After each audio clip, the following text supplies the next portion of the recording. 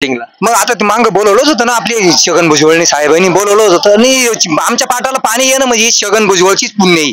आतापर्यंत राहुल आयर झाला असेल आमच्या तिकडे मस्त किती कोणचे आमदार तेवढे झाले चांदवड तालुक्यात यांनी काहीच केलं कोणीच काही करेल नाही. आणि असेल तो येवल्या तालुक्यामधला छगन भुजबळ साहेब तर पण सिरियस त्याच आहे. आणि आजही आम्हाला पाणी पाहायला भेटलं आणि त्याच्यामुळेच भेटलं नाही तर पाणी पाहायला भेटलं नसतं आम्हाला. आणि हे छगन भुजबळच निवडून येईल. पुढे किती लोकांनी विरोध केला ना एवढा तुम्हाला मतदारसंघ कोणता आहे? आमच्या चांदवड आहे. पण छगन भुजबळ साहेबासाठी विरोध करतात ना लोक हा पण छगन भुजबळ निवडून येईल का त्याच्यामुळेच आम्हाला श्रेय भेटलं. पाणी जाणं सुद्धा आतापर्यंत निवडून मागे चांदवड मध्ये किती आमदार झाले मग झाले ना. मग का नाही केलं त्यांनी छगन भुजबळांनी काय केलं त्याची जो होतंय बिन तसा हाय तो कर्तुकदार ऐका काय केलंय फक्त लढाई लावून दिल्या त्याला. तो मागे गेलाच होता कोमामध्ये आता आणि आता तो कोमामध्येच जाणार आहे. आणि त्यानं किती जरांगे साहेबाला उट्ट्या लावल्या कोणला लावल्या कसं आपण कसं डायरेक्ट म्हणू शकतो का जरांगे पाटला मग शरद पवारचा मग मला ऐका तुम्ही एवढे आमदार खासदार असतील त्यांना बोलावताय ना ते बोलावताय ना त्यांना मग का जात नाही. मग ते म्हणते ना मराठ्याला आरक्षण दिलं पाहिजे मग त्यांच्या काळात का नाही दिलं हे सांगा त्यांनी. पण ऐका जरांगे पाटला मग आज मोदीच्या सभेला सुद्धा जेवढी गर्दी नाही तेवढी जरांगे पाटला मग मराठा समाज आहे. आपण त्यांना शरद पवारची गरज का नाही. मग शरद पवारची गरज मग शरद पवारनी सांगितलं म्हणून जरांगे साहेब करील की या गोष्टी. जरांगे पाटलाचं आंदोलन 2007-08 पासून ते मराठा आरक्षणाचं उपोषण करा. मी सांगतो ते करतील का मग या गोष्टी. चांगले मोठे आमदार नाही करू राहिले. तो मुद्दा ठीक आहे. आता जरांगे पाटला मग शरद पवार आहे किंवा नाही आहे हे आपण डोळ्यांनी बघितलंय कानात आणि डोळ्यात अंतर असू. परंतु माझं ऐका ना ठीक आहे. पण माझं एक असं मत आहे ऐका जाऊ द्या ठीक आहे कोण असेल काय असेल पण आता मराठा समाज व ओबीसी समाज यांचा जो वाद आहे हा फक्त 2 दिवसापुरता मर्यादित आहे बरोबर. पण आता राजकारणासाठीच केला ना.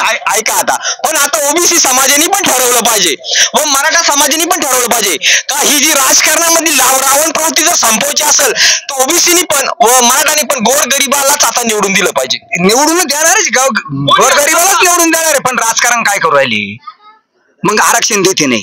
मग यांच्या काळात हे होतच ना 70 वर्षाच्या काळात यांनी का नाही दिलं शरद पवारनी का नाही दिलं. धनगर आरक्षणाचा एवढा मोठा लढा चालू होता आजही राहणारच येतो. पण आता धनगरच आहे ना राहणारच आहे लढा. ते मला माहित नाही पण मी एक विषय काढतो.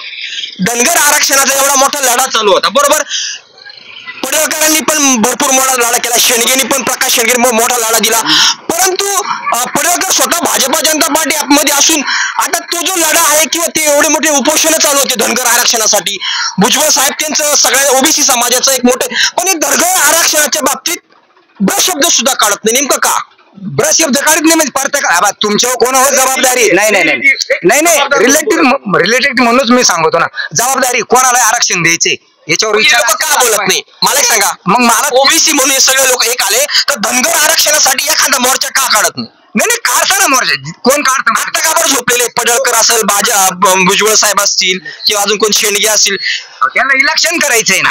त्यांना इलेक्शन करायचं कोणत्याही समाज हे लोकांनी लक्षात ठेवलं पाहिजे. नाही मग मला म्हणायचं काय शरद पवार आता बारामतीत निवडून येतो कोणा जीवर येतो तिथे धनगर समाजच आहे बरोबर. मग निवडून मग त्यांनी का नाही प्रश्न सोडले का मग पडळकर साहेबांचं नाही ऐकलं त्यांनी मग कोणत्या समाजाचं ऐकलं त्यांनी. आज काय मत पडळकर आता भाजपा जनता पार्टीमध्ये आहे बरोबर. पडळकर एक जबाबदार माणूस आहे त्यांना धनगर समाजाची मोठी नेते आहे परंतु ते राजीनामा का देत नाही. जर धनगर समाजाला आरक्षण मिळत नाही तर ते शांत का. असंही नाही म्हणताय ना राजीनामा दिला म्हणजे काय लगेच राजीनामा दिला म्हणजे राजीनामा द्यायचा. पण मग आरक्षणासाठी ते ब्रशब्द का काढत. मग त्याला माहिती तो धनगराचा नेता तो खाली बसवायचा राजीनामा द्यायचं काय कारण करेल पडळकर साहेबाला राजीनामा द्यायचं काही कारण नाही ना. त्यांनी राजीनामा दिल्यानंतर धनगर समाजाचं कोणीतरी कैवारी पाहिजे ना तिथं. नाही राजीनामा नका देऊ तुम्ही पण आरक्षणाच्या बाबतीत तुम्ही एखादं आंदोलन का करत नाही. आता शांत का नाही. आता आंदोलन चालूच आहे कुठं चालू इलेक्शन काळ आलेलं का उपोषण करत नाही किंवा भुजबळ साहेब का धनगर आरक्षणाविषयी बोलत नाही.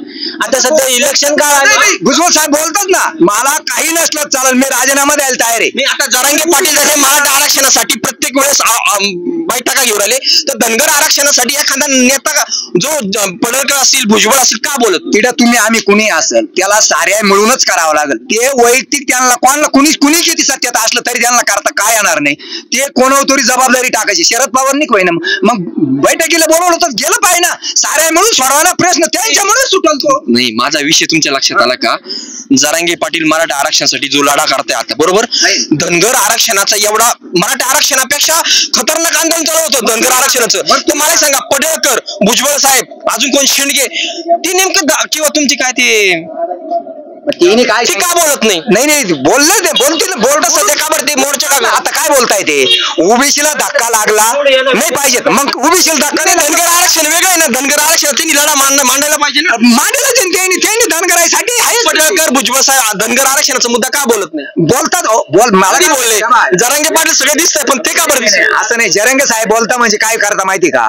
जरंगे साहेब बोलता भुजबळ याच्यासाठी मराठी समाज यांसाठी बोलता म्हणता तुम्ही. पडळकर किंवा भुजबळ साहेब का धनगर आरक्षणासाठी बोलत? असं म्हणता तुम्ही म्हणता ना, मग ती का बरं देतील? खरं खोटं मी बोलतो, याच्यात सत्यता आहे की नाही? मला नाही खोटंच आहे. मला काय म्हणायचं, हे लढा लावायला बिलगले ना, हे लढा लावला फक्त काय अनुसारच केलं पाहिजे ना. धनगर समाज ऐका, धनगर समाजाचे नगरला चोंडीला आरक्षणाचं धनगर उपोषण चालू होतं, बरोबर. मध्यंतरी धाराशिवला चालू होतं, मध्यंतरी नांदेडला चालू होतं. पण जे जबाबदार नेते, जे स्टार प्रचारक आहे, ते शब्द पण काढत नाही ना. भुजबळ नाही काढत, पडळकर नाही काढत, ते कोण काय ते आहे ना अजून तुमची. मी काय म्हणतो, त्यांना जर राजकारण करायचंय, कुणी असू त्या ठिकाणी, तुम्ही असेल मी असेल कुणी असेल, पण समाजाचा वापर होतोय राजकारणाचा. समाजाचा फक्त आहेच ना. मग ते तर आहेच ना, वापरच हो. समाजाचा फक्त वापर करून घेऊ राहिले. म्हणजे धनगराच्या खांद्यावर बंदूक ठेवायची, बस हेच काम होतं. नाही तसं तर होतच. पण मग आता शरद पवार असतील, मग ऐका ना शरद पवार पण नाही. शरद पवार तर दुश्मनाचे आरक्षण. नाही ऐका ना दुश्मन काच काय म्हणत्या?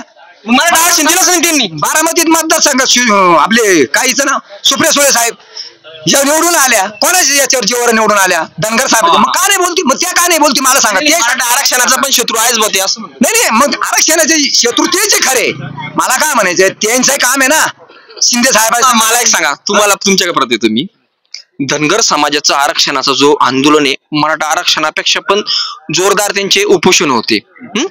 आता भुजबळ साहेबां धनगर आरक्षणाविषयी का काही बोलत नाही? जरांगे पाटील कसे मराठा आरक्षणाचं एवढं मोठं आंदोलन चालू आहे, शब्द पण नाही का? पडळकर काढत नाही, त्यानंतर भुजबळ साहेब बोलत नाही, किंवा अजून तुमचे ते अजून दुसरे एक लीडर आहे ते पण बोलत नाही, कोणीच बोलत नाही. हाके आरक्षणाचा मुद्दा का बरं बोलत नाही? धनगर आरक्षण मिळालं पाहिजे असं सुद्धा बोलत नाही. गंमत अशी आहे, समजा माणसाच बळ असलं तर माणूस काम करेल, येतो बरोबर. जरांगे पाटील कुठं काय बळ?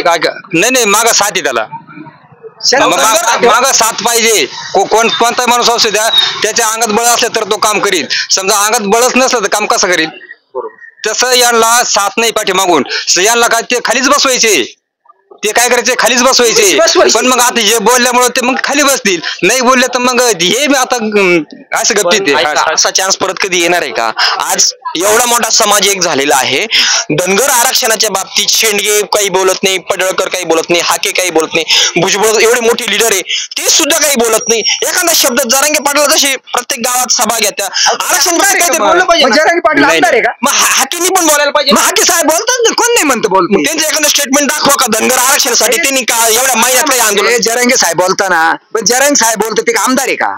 धनगर समाजाला आरक्षण भेटलं पाहिजे का नाही? भेटलंच पाहिजे ना. कोण नाही का गरज नाही? वाडी वस्तीवर म्हणजे मेंढपाळ करणारा वर्ग आहे, त्यांना आरक्षण भेटलं पाहिजे. भेटलंच पाहिजे. आम्ही ते नाही मग त्यांनी बोललं पाहिजे. आता हे कमी कधी बोलले मला सांगा? हाकी कधी बोलले एवढ्या महिन्यात?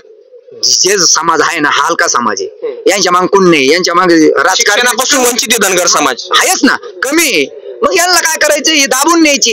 हे जे आता छगन भुजबळ साहेब असेल, पडळकर साहेब असेल, यांना दाबून न्यायचं काम कर. अहो त्यांच्या मागे साथ नाही तेवढ्या आमदाराची. आपले ओबीसीचे आमदार कमी आहे, दुसऱ्या समाजाचे आमदार वाढवाय, त्याच्यामुळे हे होणार. ओबीसीच्या पण मोठमोठ्या सभा होत्याच ना, होतात ना. मग धनगर आरक्षणाचा मुद्दा लावून धरला पाहिजे, आम्हाला आरक्षण पाहिजेच असं ठाण मांडलं. माझ्याचं आरक्षण लावूनच धरेल ना, कोणी लावून. कोण काही बोललं? भुजबळ नाही काही, पडळकर नाही बोलले, हाके नाही. आता जे आपले जरांगे साहेब कुठे बोलू राहिले, कुठे बोलू राहिले? मराठा अजून आंदोलन चालू आहे. आरक्षण ते आज बोलता की सरकारने आरक्षण द्यावं, आम्ही आता तुम्हाला लक लावू राजकारण. भुजबळ साहेबांनी ते आमदार आहे का? मग हाकेनी बोलायला पाहिजे ना. मग हाके साहेब बोलतात ना, कोण नाही म्हणतं बोलतात. ते कासाठी लढा चालू आहे. काय म्हणता? ठीक आहे काय अडचण नाही. तर आपण चांदवड या तालुक्यामध्ये तळेगाव या परिसरामध्ये होतो. एकंदरीत आपण सर्व बांधवाच्या प्रतिक्रिया ऐकल्या. तर मित्रांनो, व्हिडिओ जर आवडला तर व्हिडिओ लाईक करा, शेअर करा व चॅनलला सबस्क्राईब करा. Video Pankaj Gaikwad, G7 news, Talegaon, Chandwad. तुमचा सर्वांचा मी खूप खूप आभारी आहे. धन्यवाद. नाही